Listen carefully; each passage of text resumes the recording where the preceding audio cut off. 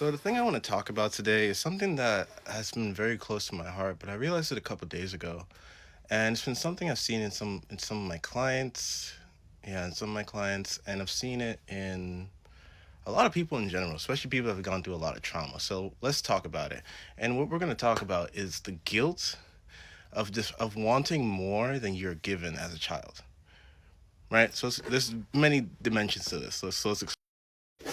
So this one comes from a lot of parents when their children are very young, they're seeing their child develop physically, mentally, right?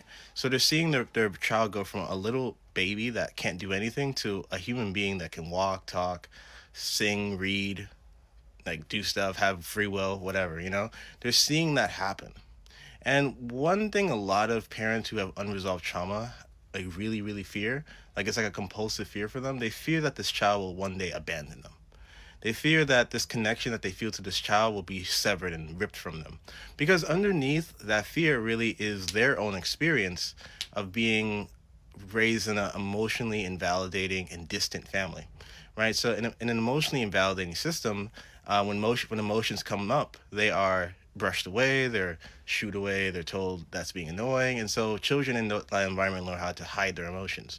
And emotionally distant means that your parents are probably conditioned to to create emotional distance between events that they didn't like, right? Instead of trying to resolve the event, they were never taught that that's a possibility. They were taught that the only way through is to avoid this event, otherwise, they face emotional collapse, right? So, your parents grew up in this kind of environment. So, emotionally invalidating, emotionally distant. So, that means they're people that have a very difficult experience with emotions. And so, a child is a very emotional creature. So, as the child grows up, this child is exploring those emotions, and the parent's impulse, not even their desire, just their impulse, is to shut the child down emotionally, right? And so that manifests as this desire to keep the child very close and very much embedded within the culture. So I think this is a large reason why culture is such an effective method of controlling people, because it was developed for the purpose of maintaining a state of emotional dependence on the family or on the society or on the culture, so that people would never leave, right? Because if you left, then the parents would have to deal with their emotions, and they feel in their hearts of hearts, in their experience, they feel like they wouldn't be able to function properly going into the future if you ever really left. And that's just we're not just talking about like if a child got kidnapped, we're talking about like a child just went out to college. Some parents really can't handle that. And it gets worse depending on the parents, depending on the individual, depending on the culture. In America, things can be quite 0 or 100. It kind of depends, and in other places depends. But this is an interesting thing because in an attempt to keep the child from leaving, the parent will make the child almost over grateful for what they've done for them. So instead of allowing the child to emotionally express and then, learn who they are and learn their identity, the parent actually pushes away the child's identity, because remember, the parent's not used to emotions. They don't like emotions, invalidated and distance. They don't fuck with the emotions. So they push the child's emotions away, and they force gratitude on the child.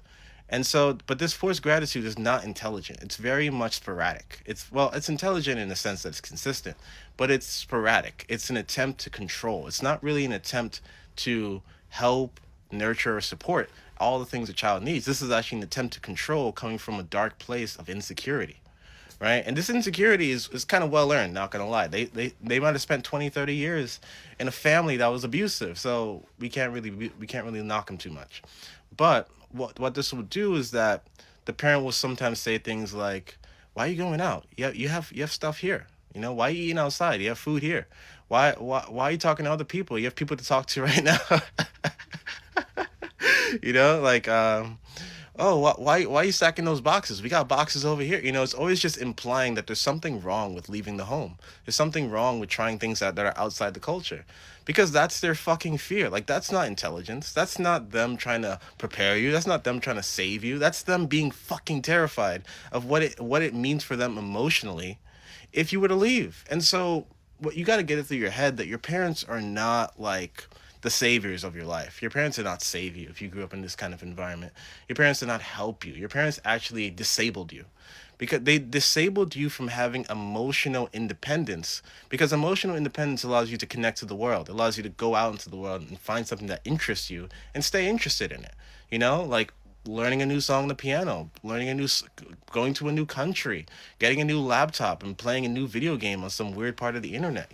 Like, if the reason a lot of people who grew up in these situations don't really expand their circles, because anytime they would attempt to do it as a child, it was knocked back, and then as they get older, they manifest similar people and situations to keep them locked in. Like, some people manifest a family. Now it's like, oh, I can't go out and learn this new hobby because now I got a family. Oh, I can't go out and practice this because I got a girlfriend. Oh, I can't do this. It's like things change.